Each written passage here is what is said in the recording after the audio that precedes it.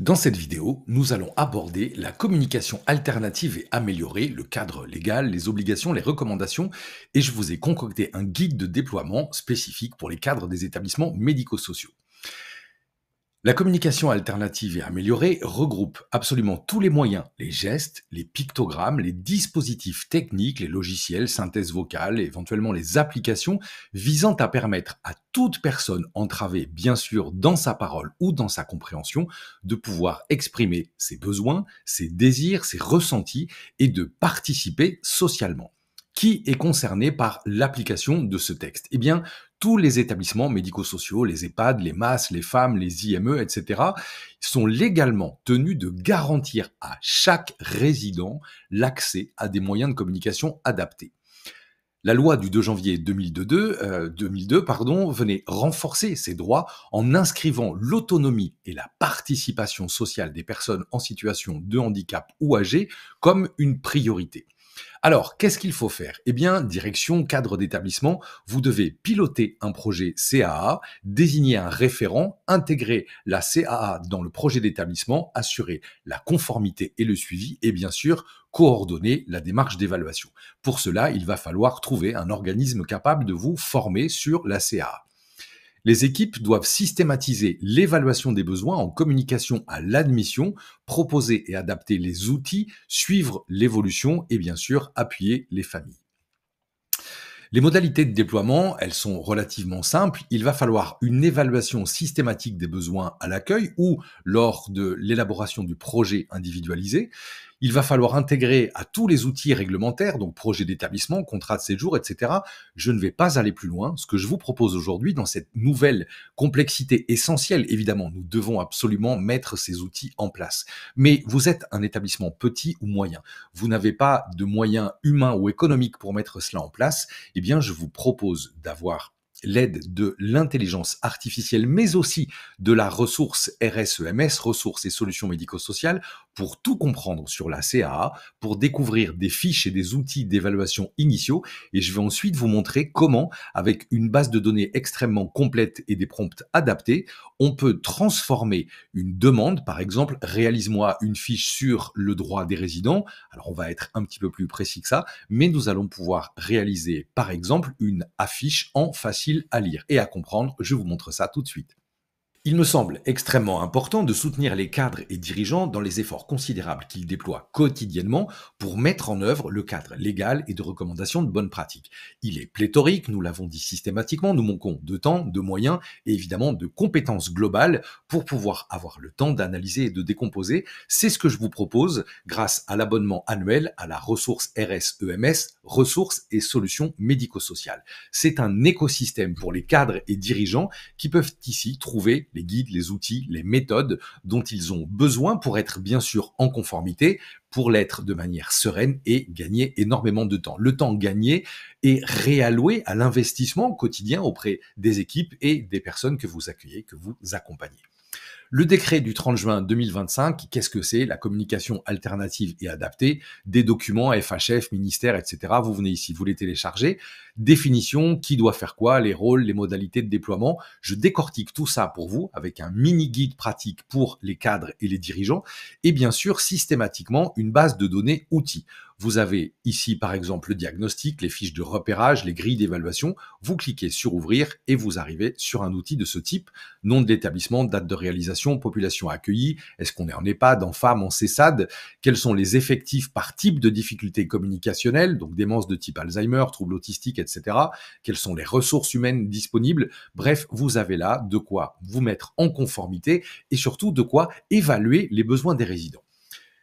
Une fois que nous avons évalué ces besoins et que nous avons évalué aussi ce que nous pouvons faire avec les moyens dont nous ne disposons pas, eh bien, il faut avancer.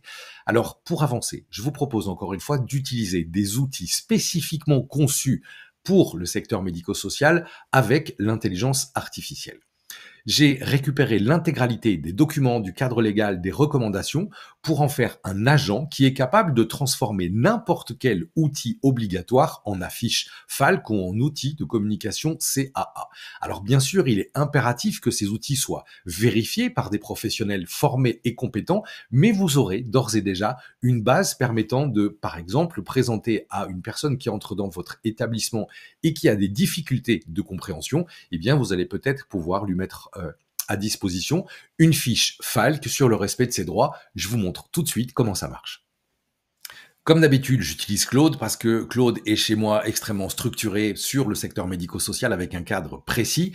Donc Claude, je vais quoi faire et je vais lui donner tout simplement un livret Falc et CA au 09-2025. On commence toujours, je vous l'ai déjà dit, par les instructions système, donc avec un processus en plusieurs temps. Donc vous découvrez ici les instructions système qui sont relativement complexes avec un score Falc, des règles absolues non négociables, donc des directives qui sont très précises. Une fois que j'ai réalisé ça, j'ai mis ici une base de connaissances, j'ai compilé l'intégralité du cadre légal de recommandations de bonnes pratiques sous forme PDF. Je le rappelle, quand vous utilisez par exemple ChatGPT, vous pouvez lui mettre des tonnes de documents, il va les chercher partout. Quand vous utilisez Claude, il vaut mieux mettre des documents de référence avec un titre bien spécifique, même si ce document est long, ça ne pose aucun problème, Claude le gère. Donc je vais ici demander par exemple à Claude, crée-moi un livret d'accueil en EHPAD et en Falc. À partir du moment où je lui ai déjà donné l'intégralité des consignes, où son rôle est clairement défini, là, il n'a pas accès à d'autres bases de connaissances que celles qu'il y a ici, il n'a pas accès à Internet, il ne va pas en ligne, je lui ai même pas mis une recherche approfondie, il va simplement aller travailler à partir de ma base de connaissances. Donc, il le crée. D'abord, il va analyser documents obligatoires, Code de l'action sociale et des familles, L311-3, public, nouveau résident d'EHPAD. Alors pourquoi JR36, on n'en sait rien, mais pourquoi pas. Contexte, remise à l'admission, format, contenu du livret, il va falloir que je corrige. Bienvenue dans votre nouvelle maison, Picto Arassac, nous sommes, etc. Votre lit est confortable, votre salle de bain, vous voyez, et directement, il va me générer du code. Alors ce code, évidemment, tout est précisé dans mes lignes de commande et dans les différents documents. Et ce code va ensuite être transformé en artefact, c'est-à-dire qu'il va transformer ce code en une affiche visuelle que je vais pouvoir utiliser directement. L'intérêt, c'est que nous allons travailler à partir du document qui est produit. Je peux, le cas échéant, lui demander de modifier, par exemple, s'il met une petite cloche à côté d'un picto, sonnette d'appel ou cliquer ici pour appeler. Si la cloche me convient pas, je vais pouvoir transformer ce document et mettre une autre image. Je vais pouvoir changer la couleur, je vais pouvoir faire énormément de choses, toujours à partir de ce code et du dossier.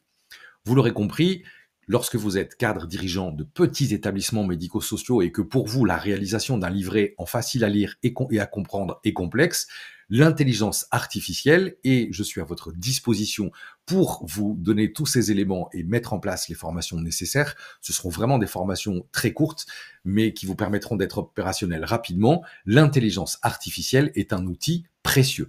Cela ne nous empêche pas de devoir faire vérifier le document par des professionnels formés en CAA et en réalisation de Falc. Donc, bienvenue dans votre nouvelle maison. Nous sommes contents de vous accueillir.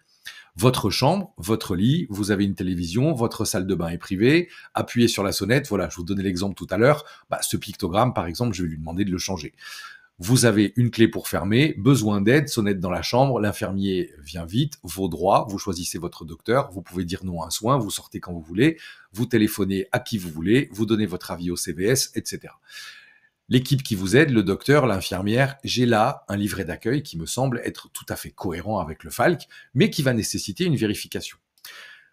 J'ai réalisé énormément de choses, comme par exemple des tableaux de pointage. Vous voyez, je montre pour dire, donc ce tableau de pointage, on est là plutôt sur la CA. Je veux choisir qui, par exemple, un ami. Pourquoi faire? Pour m'aider, quand, maintenant. Et en cliquant sur ces différents éléments, cela va permettre de construire une phrase. Là encore, c'est pas extraordinaire. Il existe des outils sur le marché.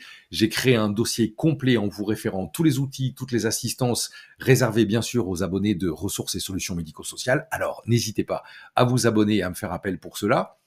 J'ai créé plein d'autres outils, par exemple, vos droits à l'image en Falc. Ah, alors celui-là, le lien est mort, je vous le montrerai une autre fois. Je vais vous montrer bien vos droits, par exemple, en Falc. Vos droits, vous avez des droits importants, personne ne peut vous enlever ces droits. Vos libertés, aller et venir, vous sortez quand vous voulez, recevoir de la visite, téléphoner, recevoir du courrier. Votre vie privée, elle est secrète. Votre religion, vous choisissez.